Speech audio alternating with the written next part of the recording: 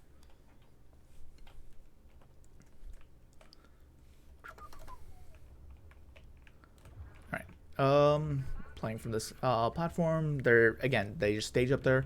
Fearless walks forward onto the point, eating a bit of chip damage. They send in the nano monkey, and then Fearless counter dives back for the monkey. They basically don't even engage this fight. They get the nano out, and then they're backing up. Doha gets antied, Doha is out, and they're all out. Like, they just peel back for this. They don't even want to try and fight. They just like peace. And once again, the really good like disengage comes in.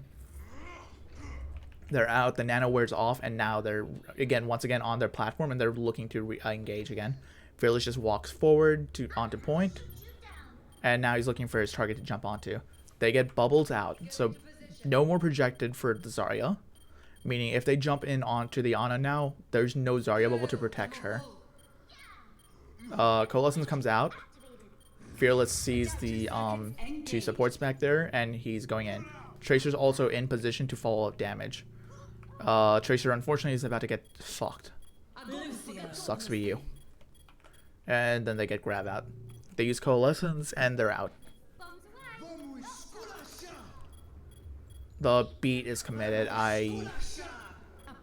Duplicate beat's used, and then the Somersault is used. Somersault just cancels beat, but honestly, I don't think this fight's winnable. The way it was going, like it was not one that they could follow up on. At this point, it's kind of devolved, and they're just like looking for an opening or trying to force something. Fearless is weak. Fearless has a primal, so that's why he went in again. He's now looking for people to knock around. Fearless being so good at his primals is going to get like value still. He's fighting against the Smurfs primal that's trying to disrupt him. He still manages to get both supports in the middle of all of that. Nano though goes off on Choyobin in the middle of all of that, and so he's nano boosted. He's probably like 60 energy or something.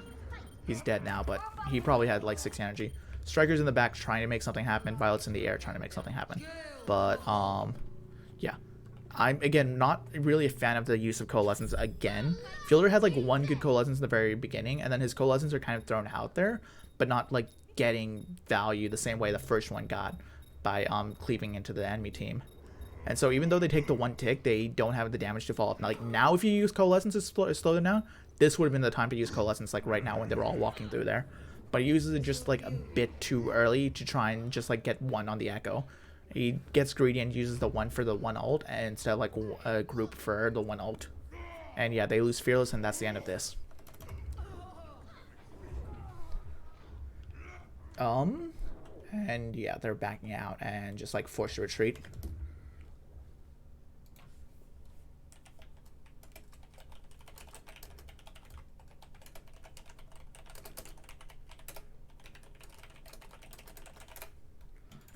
On to the next fight. Replies. Cool. Alright. Lots happened. I want to go back and go through this slowly. Alright, this fight. They are not going for their standard staging time position. They don't have like enough time to go for it, I think. And so they're just like looking for a fight. Doa's in position behind. He's spamming I need healing so that the team knows exactly where the supports are. Because of the icon above your head, it makes it easier to see, especially through walls, so the team knows exactly where the enemy supports are. Fearless uses a bubble to isolate Choyobin. No more heals. Grab is used. EMP is used, so no follow-up for Grav is possible, and then Beat is committed to protect the people in Grav. Anti-Nade comes out, though, still and hits them. Twilight was not hit by EMP. He was too far into the room to be hit. And so the two DPS are in the back looking at the two back there, while the ring on the team are fighting. Striker's trying to stall. The Hanbin eats Striker's ult, and then Smurf is dead. Violet duplicates on point. Looks for a leap and isolates himself, kind of. He's way back there. They're going to hack him, and now they're just going to melt him. He's kind of not a great duplicate. That duplicate was incredibly panicked and not a good one. There's like two different fights going on. There's one on the point and there's one behind the point in that room. They lose Fielder. Choyobin is lasering people down with nano boost. Fielder's nano boost as well, and he's primaling. Be warned, that is incredibly dangerous. I think he knocks Choyobin off the map, And oh no, he's just corner bouncing him. But yeah, his team is all dying around him, and he needs to get out. He's looking to try and make something happen, and now he just dies. Cool. That one was like incredibly split. They get the second tick, which they're fine with. I think like they're just slowly chipping away at this point. But yeah. On to the next. They have 20 seconds to make something happen, and I don't think they do. Alright. Leap is committed. Once again, isolating Choyobin up here. They're looking to laser him down quickly. Choyobin has the grab again. Catches them again. There's no Lucio ult to follow up this time. Hanbin eats the Tracer Pulse on though. He knows it's going to come up for a follow-up, especially with how much damage he was doing on point last fight. Rally's used, EMP's used, and this is just cleanup for Shock. Like, they win this. They have the point control and they have the number advantage. Unless some godlike ult from Hanbin, which he doesn't even have. Yeah, that's that. Alright, cool. Unfortunate, but it is what it is. On to the next for the shock attack. The shock attack I don't think goes as well. I think they definitely cap A. They don't get the second point though. Ready for battle. I don't think it's the shock is playing bad. It's just the fuel know what they're doing so much better. There's definitely mistakes being made here and there that could be optimized for their composition, but like generally speaking, they know what they're doing and they're doing it right. It's just like at times they forget, like they lose sight of their win conditions and they get sidetracked, which leads to those mistakes why they can't win. Like the Tracer getting slept in the backline, the Sombra getting slept in the backline. Like if they just played a bit safer and a bit slower for Fielder to start causing a distraction, it would have been so much stronger. Okay, so here, Smurf. Back. Pause. Okay, so Smurf goes in, instantly dives onto Garage. Hanbin's there, and he uses the bubble. I don't think he's going to get a lot of charge from that. Fearless Sparkle over here on the right side. Sparkle is already doing Striker and the Tracer inside mini room. They're going to have their own thing, so you can ignore the two of them. Cool. Fearless is over here looking at Truck to look for a dive target. He's looking for at the enemy team. Smurf just jumped in kind of blind, kind of he saw the first target he could and he goes in. He has no scouting whatsoever of what's over here. And so he doesn't go. I know that. Also important, Doha's playing the Echo. They're not playing a McCree because they don't have a hit scan player. So they don't have any hit scan player playing with the two of them. So it's on Jessic even more so to play with the Ana and protect the Ana. It's that much more important to play together and play safe. So Jessica is going to be up here with Fielder a lot. Oh wait, I think they actually, maybe they full hold? I could be getting confused with the Outlast match. Fearless is over here. He's still waiting. He's not jumping in yet. He's looking. He's putting some damage in. He's going to use jump to escape when he's getting pressured. The bubble comes out now that Fearless starts testing them. Nade comes out to keep him up and keep him in this. Heals are coming in every now and then. Smurf's bubble is not good. It doesn't isolate. So the Fielder, if he places close up here, he's safe. He uses bubble to keep himself alive and not take a lot of extra damage so that he can keep himself up. The Hanbin is up here just like spamming out bubbles and just like hanging out, just chilling. McCree's up here trying to duel the Brig, messes up and is now punishable, I believe. Okay, cool. Yeah, they back up a bit. Hanbin or Fearless needs to back up because he's not getting the heals because they're dealing with the McCree in that room. McCree gets punished for being alone in there. The rest of his team is way over here. Violet, you were in the wrong place at the wrong time. And now they are down their main source of damage.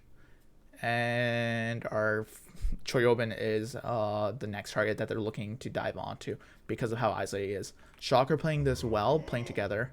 Fearless and Doha come in together as a dive. They're looking to burst him down. Bubbles are committed, all three of them. Personal, projected, and the Winston to get him. But he gets out of line of sight and is barely... Well, he's half alive. He's not as weak as I thought. Okay. Weird camera. Fearless is still here. He's taking damage. Fielder is also being pressured out. Yeah, Jessic, you make a mistake. Jessic loses sight of Striker on the Tracer. He's looking forward. It makes sense. Like, they're hard committing to this. And, okay, do you see? Jessic is too far away to help Fielder. He needs to be within shield bash range. And because he's not, messes the whip shot, misses sleep, unfortunate, and Striker gets out. Striker does his job and he's out and he's fine. Now the entirety of the shock are on the front foot for this fight. They have to just wait for a bit of heals and they will take this. The enemy team does not. Hanbin kills Choyobin. Alright. How? What happened to Choyobin? Oh wait, he eats the pulse bomb? No, he doesn't. There's no pulse bomb. He's here. He's 100 energy. He's punishing. Getting hurt by Sparkle. He's 60 HP. It needs a right click. Okay. Sparkle does a ton of damage and then Hanbin just finishes them off. That's why. Cool. That's good on Sparkle. And then Striker and Winston are there to dive. Smurf overshoots his jump. Sparkle, no fear, goes in and dies. Cool. Good one, Sparkle. The rest of the fuel are forced backwards and forced to play safe. And now the Shock are trying to move their way slowly onto point and take control. Fuel being down 2 are forced to play back and just give up ticks. They're going to wait for this. Nade goes in. It's a volley. It is a choice. There's no more nade to disrupt the dive. I think they recognize this, but they're going to wait. They are waiting for their Ana, I think. They're indecisive. They don't know if they want to commit or not. And now they commit. Fearless goes in deep. And then Fearless is going to make a mistake, I think, here. Or no, they go in deep. They know their Ana will be back soon, like in the next 3 seconds. So they're just playing slowly. Okay. Hanbin's here. Hanbin's isolated in the bubble and can't really receive healing. He gets the armor packs. And the nade. Okay, so Hanbin's getting healed up by the armor pack and nade. Ana's in the fight back. Ana's back in the fight and doing healing. Shock need to recognize this and they need to give up a bit of space because they are taking a ton of damage. They know Fearless doesn't have leap for a second because he used it just 5 seconds ago to engage. Striker's looking for Doha. Doha gets the armor pack from Jessic. Striker needs to identify that Fielder's alone. Striker, you need to go in with your Winston. Your Winston goes in onto the Ana. Striker sees it and comes up behind Smurf and follows up the damage. No one was... where is Jessic? Jessic, you're up here alone. You don't have rally yet. You're trying to fight this and your Ana dies because you're not protecting your Ana as well as you could be. And that is a misplay from that. Jessic just gets a bit antsy, I guess, and plays aggro rather than passive. And that's incredibly well played by Smurf to recognize that. And they're going to cap this because of that. The Ana dies first again. Jessic does the same thing twice. It's the same thing that happens a lot in the Field Rich Dragons game where there are times where, like, I guess Jessic just plays a bit more aggro than he should be. And it leaves Ana Fielder alone, and Fielder is dove upon by the Tracer a ton in that Dragons game. Like, I think, like, almost all, but, like, maybe a handful of sticks go onto Fielder, and he dies to Pulse Bomb over and over. Onto the second point defense. There's 5 minutes. I've been filming for 50. Cool. Almost done map 2, guys. Almost. This is going to be an interesting shit show. Honestly, every now and then it's going to be a lot of mistakes. Striker, okay, so Striker gets the early pick onto Sparkle. That's great. Damage... Good sleep onto Smurf. Smurf does a really... Okay, so Smurf does a long jump, first of all. Which...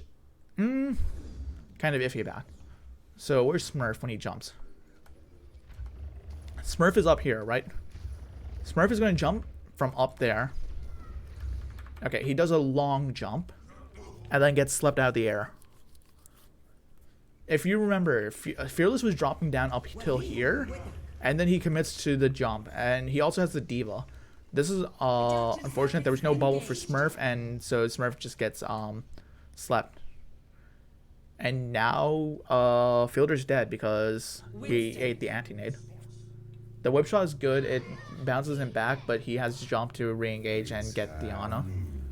Violet uses Deadeye. Fearless is doing Fearless things. He's just beating around both the supports and the Zarya in the back. Striker Smurf on the point. Violet trying to find a target to Deadeye. They're not dropping on a point because of the Violet Deadeye. Violet has all of the side. They can drop over here to contest against Smurf, but that's about it. Like, they have this very narrow sideline that they can play. I think they recognize that Smurf also has the primal, so if they drop down, Smurf is just going to juggle them into the air for Violet to follow up damage with. And that's what ends up winning them a tick, because they can't drop down without dying for it and keeping the fight going. Thankfully, the rest of the team, though, is cleaning up the backline, and because of that, they are winning. Fearless stays in just a bit too long rather than backing out and dies for it. So there is a window while respawns are coming in. Ana is going to take a hot second to get back, though. There's no Lucio to speed him. Cool. Waiting. Their positioning again up here is Smurf going to look for a deep dive. I believe he is. They're waiting. Shoryobin is here. They're now starting to get in position, getting ready. In the meantime, the rest of the fuel have stabilized and are in position, just constantly chipping damage and throwing stuff at them. Nade is committed early. Nade catches no one. Smurf deep dives again. Okay, Smurf does the same thing again where he deep dives, but this time he doesn't make it to the platform. He gets bubble now, eats one bullet, and that's about it. Like, the bubble is not great, and Smurfs jump in. He's trying to force pressure on point. He's not really forcing out resource on them. He's just, like, forcing them to come to point to contest him. He's like, stand and fight me, you cowards. And they're like, cool, have fun. We don't care. Fielder lands the... Fielder doesn't land a nade there. Okay, cool. Fielder just doesn't give a shit about Smurf over there on him. His focus is just on his team, keeping them up. Jessic playing by Fielder. Fielders is dead. No, he's not. He gets out range of that. Cool. There's no shield bash, and Fielder needs to be kept up. He needs a health pack, but there's no armor pack, I think, available for Jessic. Oh, no, he has it. I think he just got it, though. It didn't come up in time to help Fielder. Or if it did, he just missed it. He was not mashing E on Fielder. He puts the armor pack onto Fearless, so Fearless kind of gets a bit of health. Violet using the zoning Deadeye again, just to keep him off of the point. Smurf back here just doing his thing. He commits Primal, and there's not really many people there. Because of the people on point, they can start taking damage. Smurf finishes off Fearless. Jessica's coming back with Rally to try and get on point and keep people alive. Smurf identifies this and is trying to knock him away from the rest of his team so that he can't armor his team. Sparkle gets Violet. There's the other fight happening in the back. Smurf and Striker collapsing onto Hanbin. Ana's back to heal up the team. And yeah, this is just like incredibly chaotic this entire time. I think they make a bit more progress on the payload, like our point, like 2% more compared to last time, but it's not enough. I like Doha holding the focusing beam, able to finally finish off the Ana. Late kill on Shoryobin resets his energy. But with like the energy nerf to Zarya, it's harder for her to carry over energy between fights, especially with like how long they're taking to stage each fight. It's 3:05 when that fight ends. It's going to be like 2:40 when the next fight starts. Or it's going to be even less than that. It might be in the 2:30s. 250, 240. They're still getting in position, staging. 244, 243, 242, 241. They're still staging. Nade is committed again. It hits the Ana.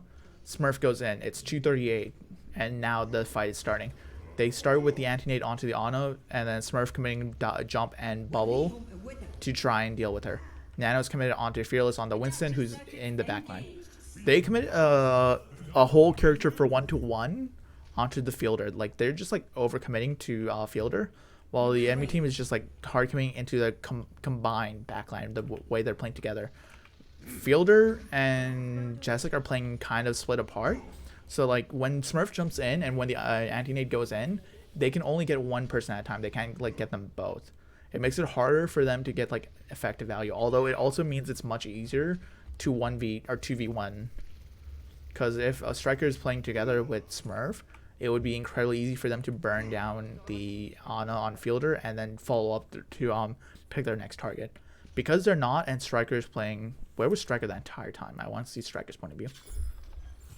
Because I don't think it's Striker's a bad player. It's just like he's not pressing the right advantage. Okay. 1%. Okay, so Striker's staging over here on this right side. Striker's not like making his way around like for this left room the way Sparkle was. And so because of that, he's not going to be in like a great position. Winston's already in. So Winston's already in on the point, and Striker's still trying to get there. He's nowhere near to follow up this dive. They go in, split, and now they're just sitting over here for hoping that Fielder jumps down. Because he doesn't, there's no follow-up that Striker's doing. He's just standing around. Incredibly like pointless. He's just going to do a bit of damage here and there, just pepper him, and then he's out. Striker's honestly just doing nothing. Hey, there's Doha. Bye, Doha. Cool. Good work, Striker. Attaboy. Now he's out here on the left side. He needs to be playing this left side way more if he wants to follow up the dive from Smurf. On to the next fight. They just literally lose their fight because they don't have any follow-up. And then Striker goes for this right side again. It doesn't work because he's not in a good position to follow damage when Smurf goes in. He's here. Sticks a shield. Not great. Doha dies. He's not there to... Okay, so Striker's not playing with his Winston, like, at all.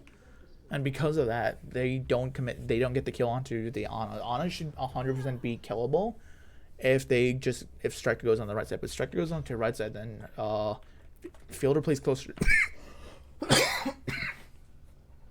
my mouth is dry. Then Fielder just plays closer to the left to play the range. And Jessica plays closer to him so that they have the bash and the boop to knock back. Especially when the Winston comes in, if he just like whip shots the Winston out of the air and he can't follow the damage onto the Ana, then Striker's just there. It's honestly weird that they're playing this split. Fearless is using his primal. Twilight commits the nano. Was it on purpose?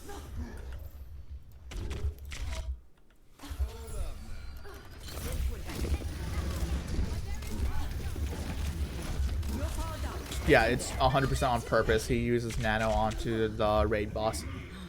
Cool. Alright. I think I'm getting lightheaded from talking too much. Jeez. Nade is used. Nade is good. It finds Violet, but it's the wrong character that uses Nade. Fearless is anti. And Fearless doesn't have Primal. He just came out of Primal. He's nano boosted, but he's anti. He's finally no longer anti. But he backs up because he needs the HP. Hanbin's kind of here, the keeper of the gate guardian, and he's just doing damage into them with his high energy to stop them and slow this down.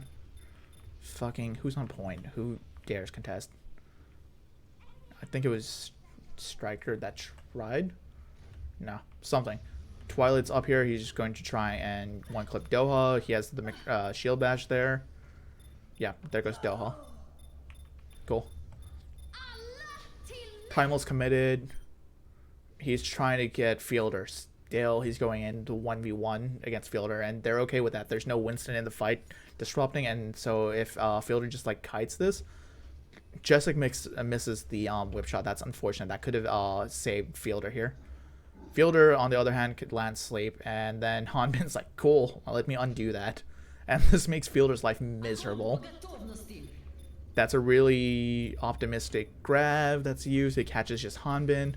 Fielder still just being juggled around. Does not die for this. They commit Primal. They commit the Winston. Winston doesn't get value. Hanbin gets the Nano. Smurf is like, well, shit. I just used jump. I don't have jump out of this. And there's a high energy target that's Nano boosted in my face. Along with the Brigida. Smurf is dead here. He knows it. Everyone knows it. Fearless is over there just dealing with Choyobin, making it his life miserable. Smurf is going to get out. He has jump and he has the nade heals. Twilight FD God doing a great job keeping him up in this. There's the bubble finally from Choyobin. Choyobin dies. Fearless gets slept. Fearless needs health, or else he's gonna die. Just like doesn't have the armor pack, but Ana does have heals. And they force him back, and that forces the retreat. A lot happened there. Most important, Smurf, you done goof. You didn't kill the Ana. Smurf messed that up, and so Primal is a waste. 2, Fielder was alive the entire time, just out kiting them. They managed to get their nano out of Fielder onto the Hanbin, but because Hanbin was nano boosted, he's so much closer to like his next grab. Cherubin died. He grabbed the Zarya, and they don't have the damage to follow up. That is definitely like a mistake. Well, they get the nano, but they also, yeah, they're getting cleaned up here. Hanbin gets anti, but yeah, they just have the numbers, and they're just forcing them all the way back. What was a 5-minute time bank is now down to 40 seconds, less than actually 30 seconds. So, yeah, unlucky. On to the next fight. No switches on the composition. There's no time for anything. They don't even go to like a ball to touch or anything. Smurf is only at 50% of his ult. He's looking to build it up. Twilight has some nano, so if he gets a bunch of people grouped up and goes in with a nano boost, he is going to get value. Let's see if he jumps in for the Ana again. Hey, guess what? He does. He gets whip shot though out of the air, and so his jump is wasted. His bubble is on point. His bubble is just there defensively to protect himself. Unfortunately, no one really gives a shit about him, and so they're just fighting the rest of his team right now. Look at how many people are looking at Smurf. He jumps in annoyingly against the 2 supports up there. Striker over here dealing with the Zarya. He's not following up damage with his Winston. Hanbin's going to die for this because he doesn't have the supports, and that's fine. Meanwhile, the rest of the team is dead. Fielder sleeps and kills FD God. Okay. Doha kills Twilight. There's no supports for the Shock. Meanwhile, the supports for the Fuel alive and kicking. Good try, Smurf. Jessica's on the point to contest. Fielder will build up nano very quickly. Doha is duplicating and kills the Zarya, and now it's back on point. Nano is very close to happening. Jessica tries. Jessica dies. Striker and Smurf are finally on point and playing together. Doha, though, and Primal is just going to knock him around, and there's no way they can really follow up damage onto the Ana because of Ana's on the high ground and Tracer's on the low ground. Doha is going to finish off this Winston, I hope. Just one tap. There we go. And now onto the Tracer. Fielder drops down to buy his time. Honestly, I don't think Fielder needed to drop down at all. Fielder could have just stayed up there and played safe. Like, that was unnecessary for Fielder. And he dies for it. That's, like, my only critique of that fight.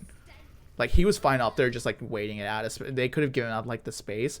They have Doha, and they have the respawn advantage. FD God back on the Lucio trying to touch and buy time for his team to come back. But there's everyone here except for the Ana. And, yeah, they just clean it up. And that's that. I don't like Smurf playing because Smurf goes in alone. I thought Smurf would be a better pick for Winston than, like, Super. But obviously, it just doesn't work out for them that way. Jeez. Alright. Third and final map. This one is a speed run. Dallas Fuel sets a record for the time. Jeez. Alright. Let's speed run this one too. It's already been an hour and I've only done 2 maps. Jeez. This is why my VOD reviews only last an hour and I just do 1 map. There's like so much to talk about that's happening and so much that isn't. You can see what's happening and what's like punishable and what's not just based off the way they play. Also, I barely use the drawing tablet, so rip. Okay. They're rolling out with this composition. I'm not 100% sure why. Okay. So 1, you have the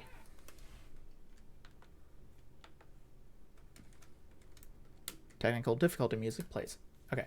Okay, so first off, you're running the Hanbin Fearless on the Ryan Sig. So this is a variation of Rush with the Sigma. Sigma doesn't really enable the Reinhardt the same way like Diva and Zarya do with like Bubble and Defense Matrix. But Hanbin has a secondary barrier, so Reinhardt can just wait for his barrier to regen while Hanbin barrier is up, and then they switch around between the 2 barriers. So there's always like the barrier of choice to play around. But again, they're running the Sparkle instead of the McCree. Sparkle on Symmetra against the McCree. So your biggest difference is Choyobin will have Defense Matrix, Hanbin will have Grasp. Hanbin also has Rock and Lift. Choyobin has Bomb, and that's it. Sparkle, though, has the TP, and that's what's going to win them this first point, honestly, is just using the TP alone, as we will see. They come out, takes some damage. Fielder takes that and builds some ult charge. Not a lot. Super, though, takes that and builds a bit of ult charge as well. They're going to be looking for where they're playing. They rotate around pillar. They see this. Sparkle getting ready. Puts TP down. And flips the point on them. They all go through. And now you have 6 people playing from this high ground and just dropping down from Cafe. How do you react to this? Well, they're now flipped out and the enemy team has better positioning. Wall, honestly, was not exactly great. It kind of cuts off Fearless and Doha, but then they get booped back all the way back into Fielder's line of sight for heals. Choyobin gets freezed up by a Doha that's honestly wildly out of position, and they don't identify or punish that. Like, this is just chaotic in general, and Dallas Fuel thrive in this chaos right now. Disc is finally used by Fielder. It's much later of a disc, and there's no striker, so the main source of damage on Shock is already dead. Without any damage, their best bet is to just like buy time. And Fearless, true to his name, fearlessly swinging his hammer into all 3 of them. Already has a shatter ready to go. Striker's like, fuck this, and switches over to the Doomfist. Choyobin is here, Nero is being dealt with, and Nero's dealt with. And that's the end of the Shock for point A defense. Good defense, guys. Yeah, they just leave Choyobin to try and figure out his life. Choyobin realizes he's not really going to be able to stop them. He's 1 HP. They get, like, what? 0 ult charge off of killing him. Yeah, there he goes. Honestly, he would have died faster jumping off the map than, like, trying to run at them. So, yeah. He had the choice and he chose poorly. Whatever. Point A defense kind of failed. They just got flipped on and chaotic, and they lose Striker way too quickly. Alright, onto this second defense. Okay, so they still have the Sim TP ready to go. They have the Shatter ready. They also have Window ready. Meanwhile, flip side, they reset the McCree ult charge for Doomfist, so now they have much better disruption.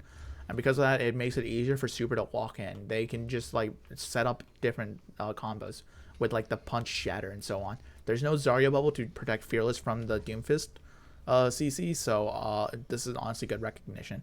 The only thing Striker has to worry about is Rock, and Rock is not going to catch him. Honestly, Rock is not going to catch him reliably. This is a good wall from Nero to isolate the Sigma, and they're just running in on the Sigma. Windows used. Okay. Sigma's in there, Sigma's dead. Disc was used, and Disc was used poorly to protect him. This is good. It stops all momentum for the shock, or for the fuel. And now they have to wait for their respawns. They can't really go in as a 6v5. Window ends up getting committed. Why? Window's committed, but honestly, it's not in like a good place. Fearless goes for the wild pin and gets the Violet. This is huge. Okay, so because of this wild pin, even though Fearless dies for it, there's no main source of heals for this upcoming fight that happens. Doha flying in from the moon. Shatter misses everyone. Super is annoyed. But they need to reset quickly. They aren't resetting quickly, and so they're buying time, or they're giving time for Violet to respawn and come back as Baptiste. But right now, had they died sooner, I would have preferred that. Once you get the pin off, you just reset, just like hard back out and reset. Like, you don't want to be in there. You want to take this next fight as quickly as possible as 6, because if you wait, he's going to come back, and he's going to come back to heal his team. As you can see, they're forced to back up and retreat and give space because they don't have a healer yet. Finally, Violet's back, and now they can start fighting. The moment Violet comes back, Window comes out, and immediately they swing out and start to take the initiative and try and win this fight. Striker's in alone kind of early, a split second earlier than the rest of his team, but he's fine. Violet's here to heal him up, and he gets out. Had they just like reset quicker and taken the fight, they could have taken this fight sooner, and Violet would have been later to the fight, and they might have been able to get like a pick off. Because they took so long to reset, they're now forced to commit ults into this fight. This is a massive grasp, or massive lift, that does plenty. It forces out Disc for sure. Fearless is going in for the pin. Cool. What are you catching, Fearless? Super with an incredible counter pin. I think Fearless was going for whoever was there, and Super sees it and just like goes for it. That honestly should not. That was a very good, lucky kind of counterpin. Overlapping Mei ults. Everyone's frozen. There's a sim wall though, and that's important. The sim wall keeps the tank line up and healthy. Hanbin not in the range of the Nero's Mei ult is just doing damage. Striker gets the Reinhardt. Striker 1 HP in the air.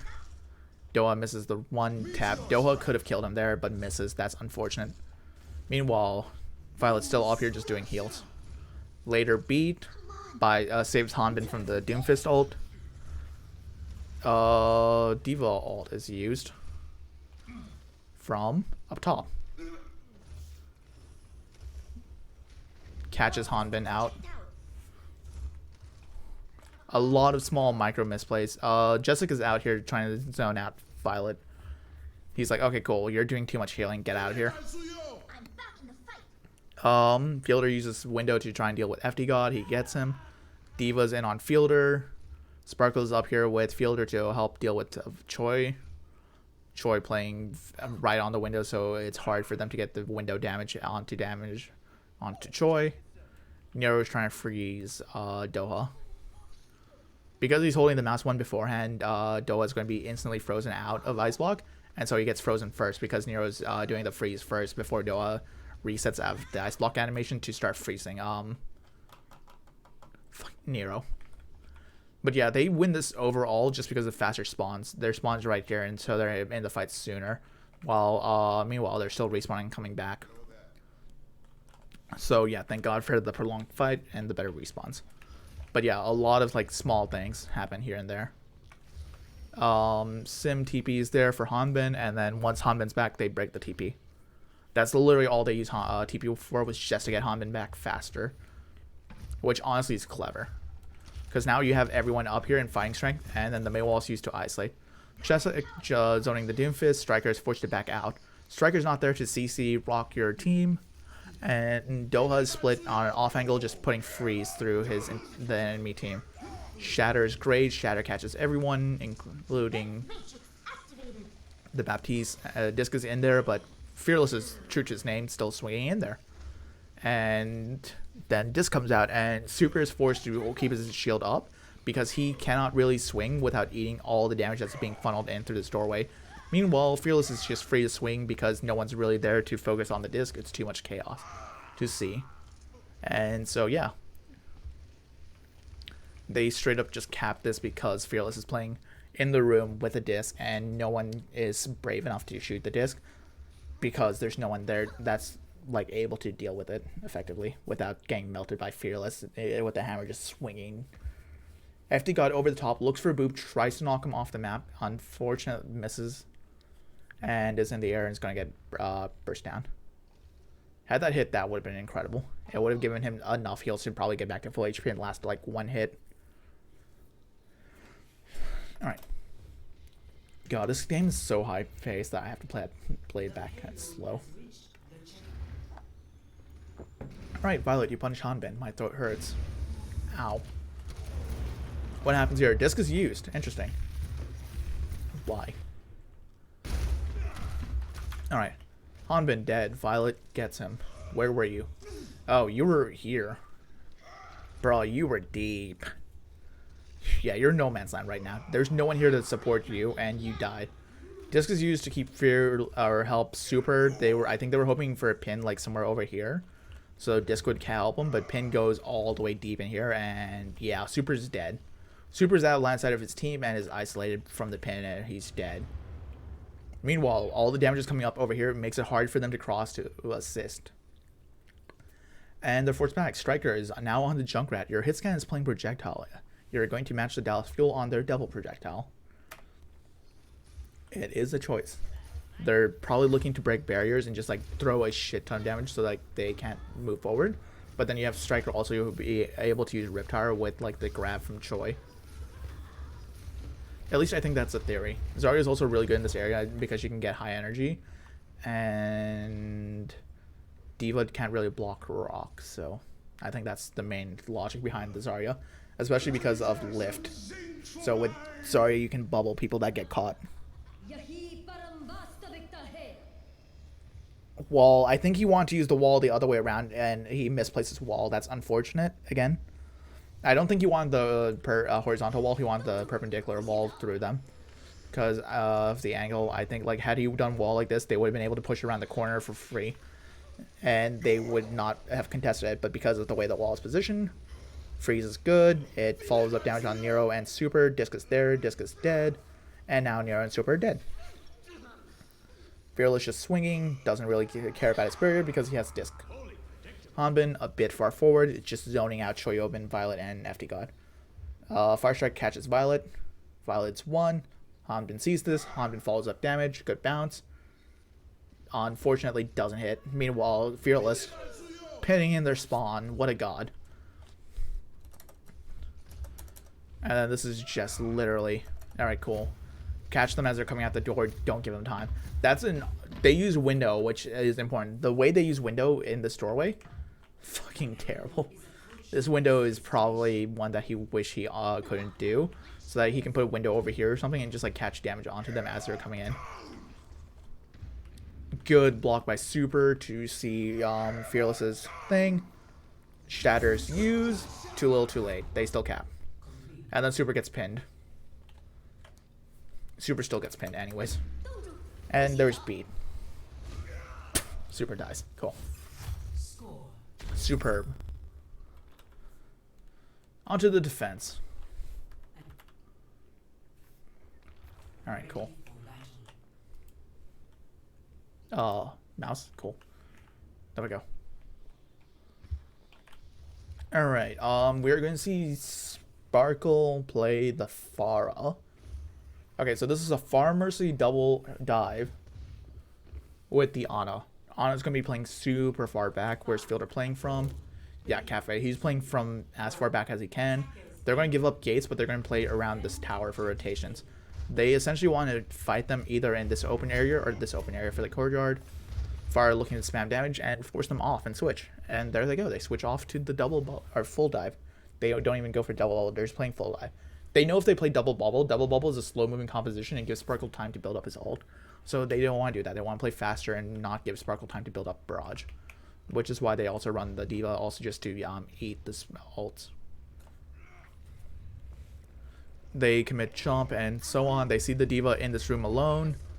And so they try to isolate. Violet's punishable, but not dead. He's still in there. They're just raining damage in. Super gets antied. Where did the anti-nade come in from?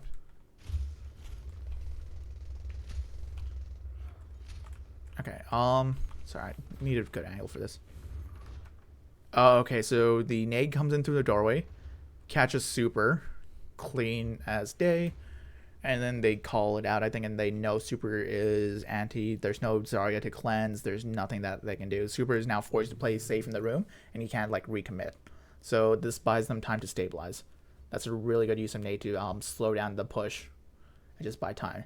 Sparkle, meanwhile, up in the air, just throwing damage through the doors into this room and is finding damage, which is important. They are trying to push forward. Hanbin is still a bit far forward. Fearless uses the leap to get back and peel. Super sees this, goes for the... Oh, Super and Striker are working together. Fielder is now up here alone with Striker on him. Nade is used. Hanbin, you need to be up there, bud. Okay, Jessic comes back just in... unlucky. Jessic tries to come back and heal, but doesn't. Had Hanbin been up there to put defense matrix onto the Ana, I think Ana survives. But Hanbin, meanwhile, looks at Super and gets the pick on Super, so, yay. And now they're looking to follow up damage inside the room against the enemy team.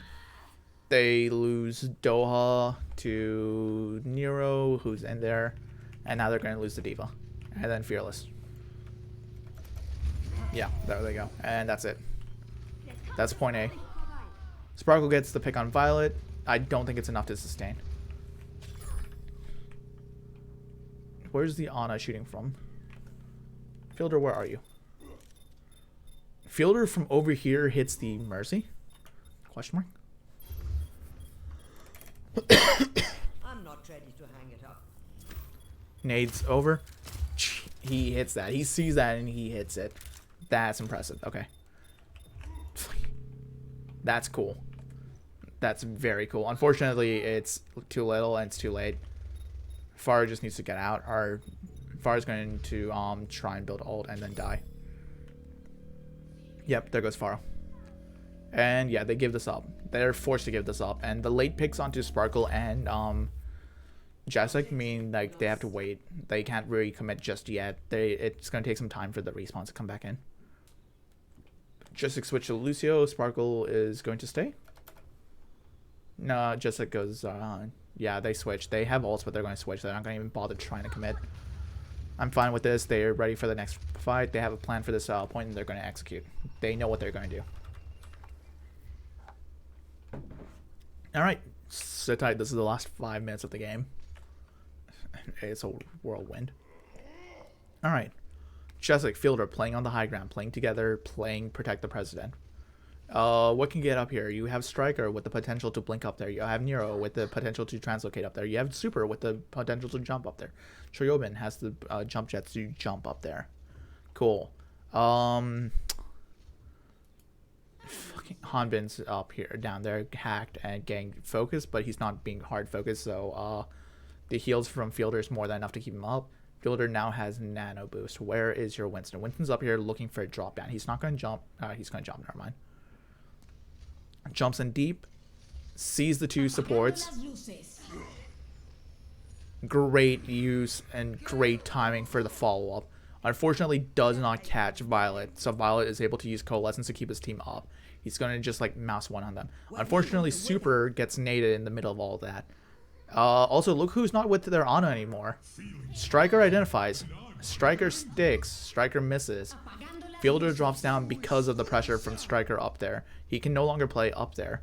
He's now down in the middle of the fray against the enemy team. Enemy team using Coalescence now uses Beat onto this.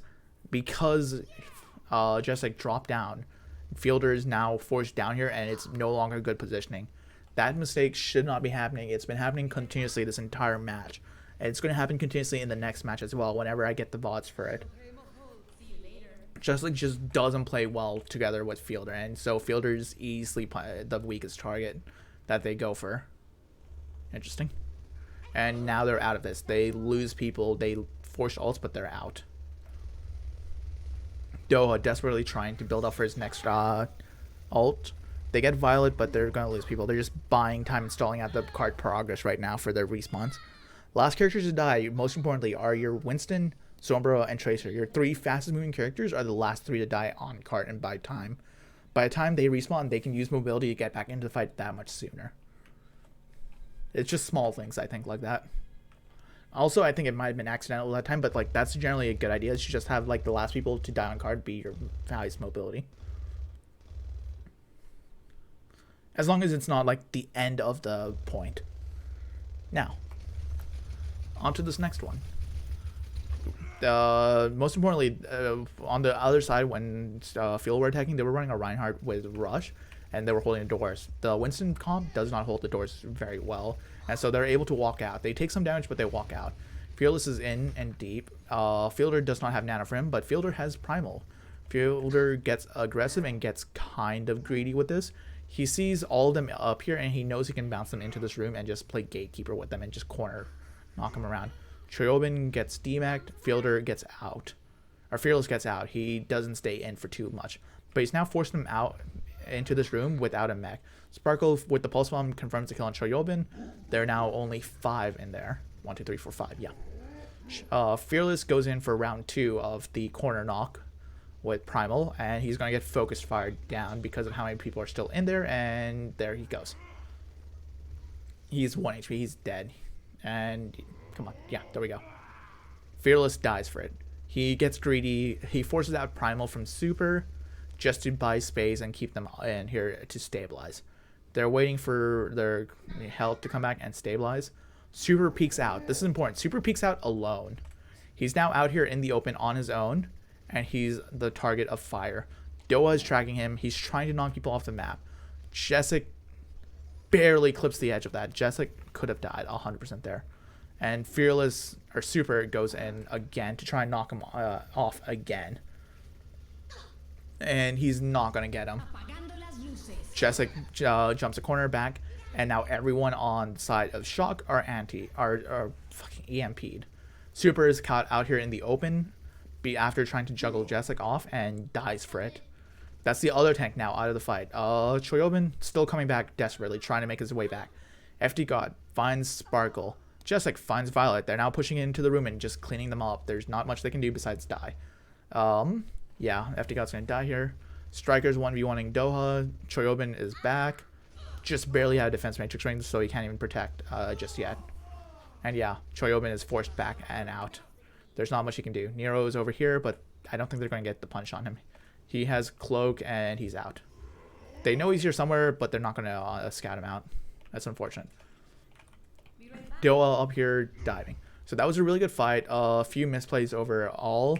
Super overextending outside of the room to try and get picks onto the support line. Honestly, he could just play stabilize and then fought once Choyobin came back. And then Fearless for going in again and getting greedy with his own primal and dying for it and forcing his team to play on the back foot without like hard committing. Jessic also had rally. I don't know if he had rally at the start of that. If he had rally on the start of that, they could have hard committed into the room with the rally and just fought them in there and won. Because the armor from rally would have worked wonders in there. But yeah, there's just like these small misplays and missteps that are made constantly. Next fight happens. Hanbin's remech in time for it. And how are they scouting? Okay, they're going in through castle. Is anyone scouting this? Doha from up top scouts the Sparkle from behind also going in. Is this? No, it's not this one. They're just coming in through here. They're just waiting up here. They recognize Striker on point. Hanbin's going to go and slow him down and not let him push for free. Really good whip shot onto Striker. Proc Inspire. Fearless just zapping them as they're coming in. Nero gets this solo EMP onto Fearless. Rally's committed, and now they're running in to protect him. Defense Matrix is used to help Fearless out. He needs to get out of this bubble, though. That's important. Once he's out of the bubble, now he can be healed up by Fielder. He's also now getting armor from Jessic. Jessic now playing the front line. He's just like playing bouncer to keep Fearless up. Fearless gets healed up, and Fearless gets nano off of that. They use Coalescence and Beat at the same time. They being Shock, and they're trying to hard commit to this. Jessic's still just playing bouncer. Pulse Bomb is used and no, it doesn't catch Violet, my bad. Pulse Bomb is used to try and catch a Violet. Violet's still throwing damage down this nice long alley. Getting 2 right now. Not great. Once again, much like last fight, there's a fight happening in a small room and ults are being committed. Striker finds Fielder. That's a good first pick. That's a majority of the heals out of the fight for fuel. Fielder, Parting Gift, Anti-Nade onto Super and Choyobin. Not much damage to follow up. Violet is in here throwing a heal orb and just mouse wanting to heal everyone. Fearless comes in with Primal. Sparkle also in there doing damage. They pick off the Twilight. They pick off the Moira. That is the majority of the healing for the Shock out of the fight. Fearless also finds FD God, just corner booping them, and gets follow damage. Sparkle following up damage with Fearless. Really well done. Gets another pick. Where is Striker in all of this? Striker, where are you, my guy? Striker is out and about, just like dancing and doing his own thing. Striker, a fantastic tracer. I don't think he's following up damage really well with his tank line. Like every now and then he does with Super, and it works incredibly well for them. But like all of Volsky, he did not follow up damage very well with Smurf. I don't know if it's a calm thing or something, but like they need to really work on that. Like if they work on that, I think they take back their loss from fuel next time they match up. Doa like kill onto Choi, just buys a bit more time first. Respawns to come back and stabilize.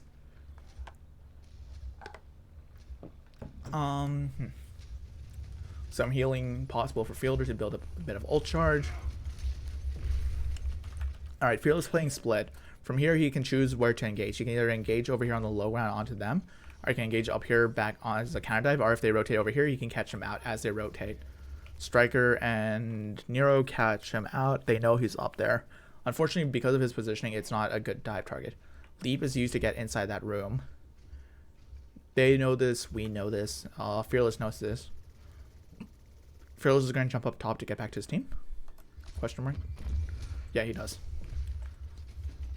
They're now playing for the gatekeeper on the stairs, waiting to see. Hanbin scouting them out, looking where they're rotating. Sparkle's going to drop down to try and find an off angle and get behind him. Doa is going to try and commit to this fight with EMP, and gets cancelled out of it. That is tragic. Doha no longer has the EMP, and they're committing to this fight. They wanted to fight them in this room using EMP. That was the goal there. Unfortunately, FD got really good reaction with that. Still dies. Anti-Nade is used, Nero and Violet are caught. Super catches Doha. Doha was over... Where's Super? Super, where are you? Super catches Doha up here. Okay. Doha translocates back. Why is Super over here of all places? What was Super this entire fight? Okay, Super goes underneath and abandons his team. Interesting. Translocate comes out. And he catches him by accident. Okay, cool. So Super's just by luck up here, and he's flipping on them. Unfortunately, while Super's over here dicking around with the Sombra, his team is getting inted on by Fearless and Co. Fearless, being true to his name, going in anti-nated 1 HP, dies for it, but he gets Violet while he's at it. Choyobin's in here with Hanbin, and then Jessic and Co are here. Super, late to the fight, finds Fielder. He has to kill him. Fielder, are you dead? Fielder, are you dead?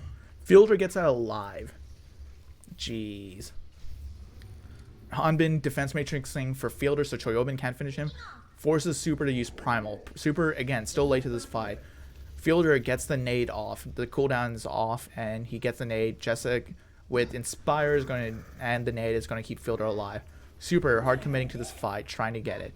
Super played out of position at the beginning of the fight and dies, and his team dies for it. Barrier's out, bomb is out. Rally's used just to keep them alive to sustain the primal rage from Super. But yeah, Super knows he's out of this fight. He does not have the teammates to back him up and do the damage. Especially with the rally, he's not getting those kills and he's out. He trades primal for the rally and he's fine with that. But that buys so much time. They use both tankles that fight and they get a rally and a pulse bomb, but pulse bomb builds every fight so they don't care about that. But they did cancel Doha's EMP, which is important.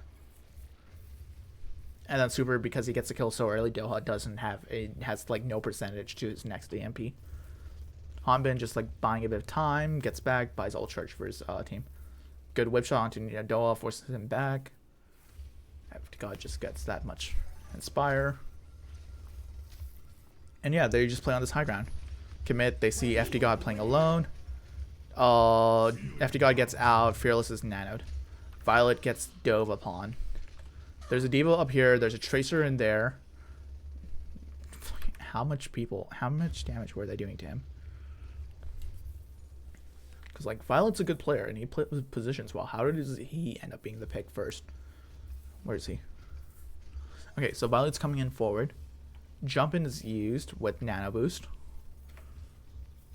Hack is on Violet. Okay, so Violet doesn't even have abilities. He's hacked up. Sparkle sees this. Throwing damage on him. Hanbin also hacked, throws damage on him. And that's how he dies. It's just straight damage. Choyobin's defense matrix was low because he was using it that entire time. Fearless nanoed is now looking at Super. Sparkle changes his attention to Super as well. This coordination is great. Meanwhile, where is fucking Striker? Striker, where are you, bud? He's over here fighting. Oh yeah, this is where he goes beast mode and tries to clutch this out on his own. Because the shield was dropped, Brigitte dies. If you drop the shield, the pulse one transfers from shield onto the body. Even if you reshield, you're dead. Your important thing is to keep shield up the entire duration of pulse one. That way you don't die to it. That's what I just learned. Striker goes God mode and catches 3. Ana up here, Fearless up here, looking for things. EMP's used, catches 3. But because fucking Fearless is not in there, he's fine. Tracer gets Hanbin, and then they are waiting for the respawns of it. Cool. They back up and give a bit of room. That is unfortunate. Striker gets Sparkle. Sparkle could have picked up the health pack and then gone in. I think he did. But Striker, just being Striker, does Striker things. Alright, Striker feeling himself is getting super aggro. He's now going to start chasing them to get killed and confirm them. Meanwhile, progress is being made on card. 51 seconds. Cool. Where's Nano? Nano's committed onto Super. Okay. Violet using Nano on Super. Meanwhile, Fearless commits to Violet and FD God over here to protect Violet. Look how close FD God's always playing towards Violet, and this is unfortunate what happens to Violet. Violet gets knocked off the map because Primal is so good with Fearless. Hanbin uses the Diva Bomb on point. It forces them back because Super's nowhere near. It forces them off the payload and buys room. Also forces cooldowns out of the shock. Sombra's translocated out of the fight. She's no longer a threat, and so they don't have to worry about hacks, and they can play a bit more aggressively. Cool. Striker is behind, I believe. And yeah. Cool. I can hear the door. Streamlabs just making sure the recording's going. 1 hour 41 minutes. Jeez. For 3 maps of hour 41, I'm not looking forward to a 6 map series. Yeah, this is just clean up now.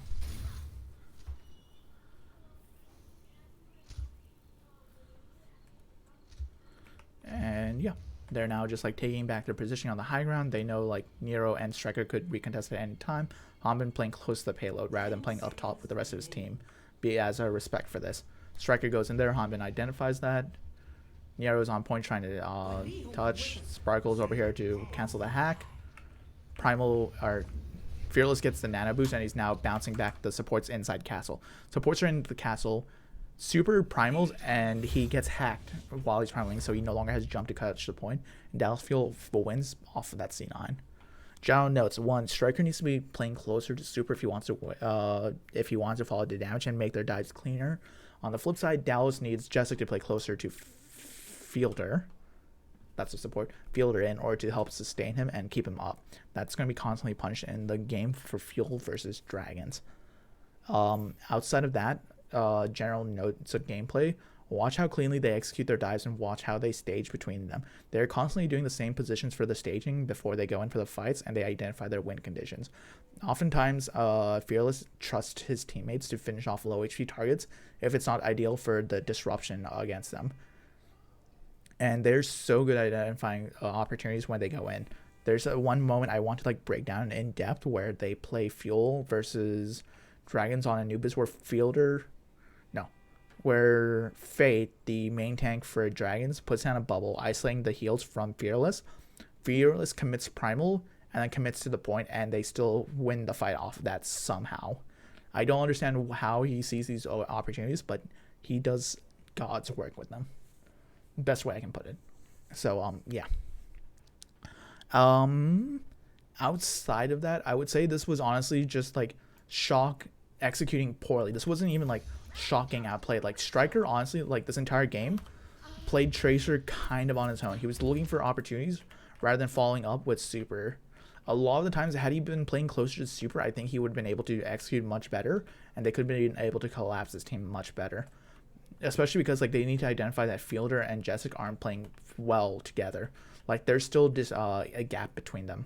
At least in this game, I don't know how much that gap closed in terms of the playoff matches. But yeah, so you have to be looking for that if you're playing against the Fuel and you're looking to punish Fielder constantly.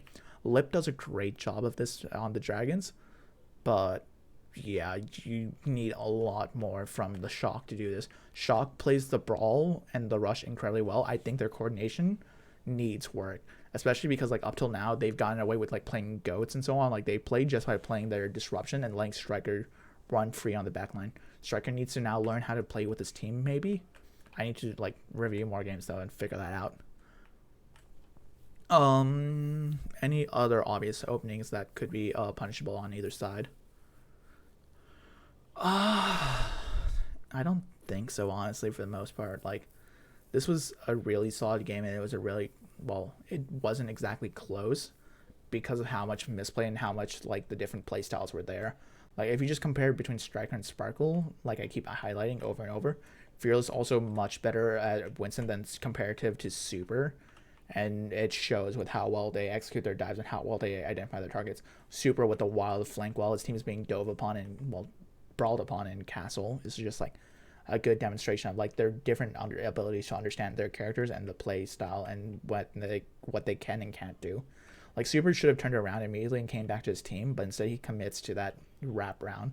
He catches the Sombra at 1 HP, but like at that point, is it worth it? Especially when you trade your team out for it. Like he could have been better off like playing in the fight and just like zapping them out as they're coming down the stairs to prevent them from like committing hard to this fight. Like it would force them to play much slower, especially because you already got the shield bash off on the EMP canceling it. So like their one condition for this fight is already over. Had they just like played slower to stabilize and then brawled them out, they would have won that for sure, 100%. They had the ultimate, they had the positioning, they just needed to play smarter. It's a constant theme where like a lot of the players in Shock, because they're so used to being superstars, I think, and being so good at the game, like they all think like the pressure's on them and they're not respecting each other's teammates where they can support each other. They're playing kind of like the solo carry-ish mental, and it's working against them in this case. And yeah, I think my next game will be the Dallas Fuel up against the Chengdu Hunters. After that, I will be doing the Hunters versus the Florida Mayhem, and finally Fuel versus. Do I want to do? Yeah, I want to do Fuel versus Dragons as well, because that was a really good 6-map series that I want to go over. But that will probably be 4 or 5 hours long. Oh, my poor throat. All right, cool. I think that's about it for this VOD review. And yeah.